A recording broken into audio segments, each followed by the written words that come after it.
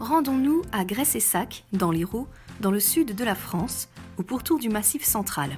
Les veines de charbon, en noir, sont coincées entre des couches de grès en beige. Le grès est une roche sédimentaire, c'est-à-dire une roche formée par l'accumulation de particules, qu'on appelle des sédiments, transportés par l'eau. À l'intérieur même des couches de charbon, il est fréquent d'observer, à l'œil nu ou encore au microscope optique, des fossiles de végétaux. On en déduit que le charbon a une origine végétale.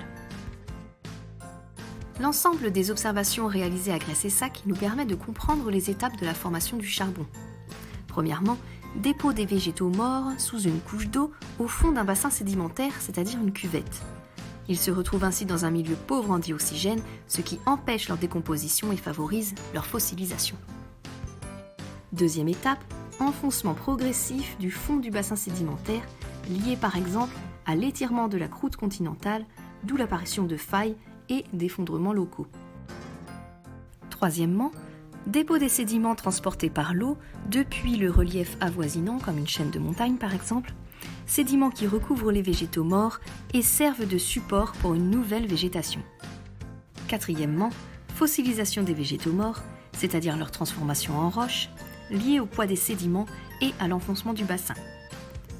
L'ensemble de ce processus prend plusieurs millions d'années. Ces étapes peuvent se renouveler, ce qui explique l'alternance des couches de charbon et des couches de roches sédimentaires. On voit que plus le charbon est vieux, plus il est riche en carbone, donc plus il brille, et plus il est pauvre en eau. En conséquence, plus le charbon est vieux, et plus son pouvoir calorifique augmente. Cela signifie que la combustion d'anthracite libère beaucoup plus d'énergie que celle de la lignite. Dans le monde, le charbon couvre environ 29% des besoins énergétiques, juste derrière le pétrole. C'est le combustible le plus utilisé pour produire de l'électricité. La consommation d'énergie répond à différents besoins, de l'industrie, du transport, du résidentiel, du tertiaire ou même de l'agriculture. Ce que je dois retenir.